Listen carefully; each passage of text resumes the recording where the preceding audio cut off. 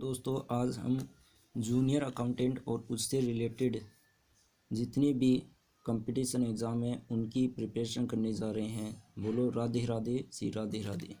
पहला अपना टॉपिक है बिजनेस यूनिट कॉन्सेप्ट, यानी व्यावसायिक बिजनेस यूनिट कॉन्सेप्ट मतलब व्यावसायिक इकाई संकल्पना। अब इसमें सर्वप्रथम इस कॉन्सेप्ट को समझने से पहले हमें दो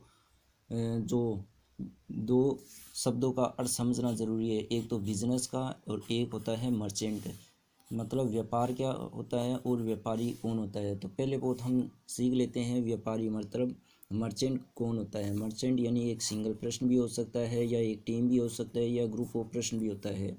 ये कौन होते हैं?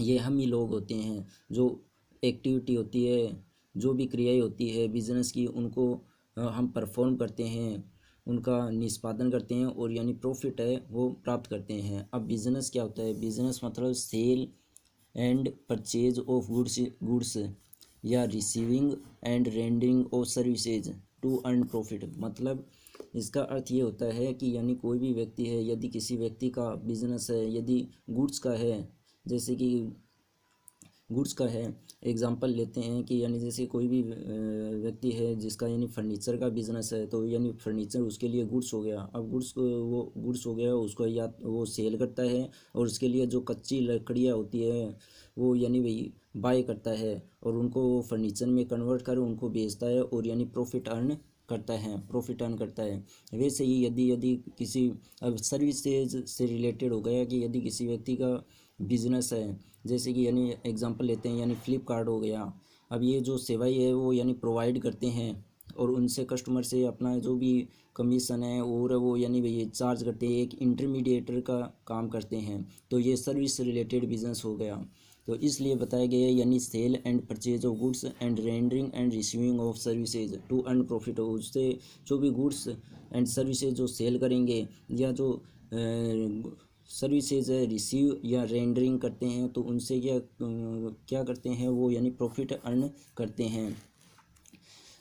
अब हमको यानी बिजनेस यूनिट कॉन्सेप्ट समझने में आसानी होगी। अब बिजनेस यूनिट कॉन्सेप्ट क्या होती है? बिजनेस यूनिट कॉन्सेप्ट का मतलब होता है कि यानी बिजनेस एंड मर्चेंट दो प्रश्न होता है। बिजनेस एंड मर्चेंट दोनों सेपरेट प्रश्न होते हैं, क्योंकि जो बिज़नेस होता है वो एक आर्टिफिशियल प्रश्न होता है और जबकि मर्चेंट होता है वो एक यानी रियल प्रश्न होता है। तो बिज़नेस एक आर्टिफिशियल प्रश्न कैसे होता है और यानी मर्चेंट एक यानी रियल प्रश्न कैसे होता है? तो मर्चेंट जो हम व्यक्ति होते हैं, हम यानी फिजिकल फॉर्म में होते हैं, यानी हम सांस ले सकते हैं, किसी चीज़ को स्पर्श कर सकते हैं, हर तरीके की यानी वही एक्टिविटी यानी कर सकते हैं, हमारा फिजिकल सब्सटेंस एग्जिस्टेंस होता है। जबकि बिजनेस का कोई यानी फिजिकल एग्जिस्टेंस नहीं होता है, इसको हम देख नहीं सकते हैं, छू नहीं सकते हैं, स्पर्श नहीं कर सकते हैं और इसलिए दोनों का है वो यानी सेपरेट माने जाते हैं। क्योंकि कोई भी बिजनेस करते हैं तो या तो वो इन प्रोप्राइटरशिप में कर सकते हैं या वो पार्टनरशिप में कर सकते हैं या कंपनी के रूप में कर सकते हैं।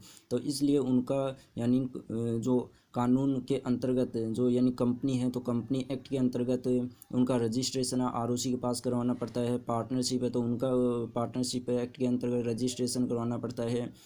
इसलिए और जो मर्चेंट होता है वो एक व्यक्ति फिजिकल व्यक्ति होता है, जैसे हम हो गए राम श्याम रोहन मोहन जो भी है, तो वो क्या हो गए यानी वो व्यक्ति हो गए, वो जो बिजनेस को यानी चलाता है। इसलिए यानी बिजनेस अलग होता है और यानी ये जो व्यक्ति होता है वो अलग होता है। इसलिए इस कॉन्सेप्ट का बिजनेस यूनिट कॉन्सेप्ट यानी व्यावसायिक इकाई संकल्पना का अर्थ ही होता है कि बिजनेस और मर्चेंट है दोनों अलग होते हैं। तो इस बिजनेस यूनिट कॉन्सेप्ट का मेन ये जो कॉन्सेप्ट यही है, यानी बिजनेस और मर्चेंट है बोथ आर यानी लीगल प्रश्न होते हैं।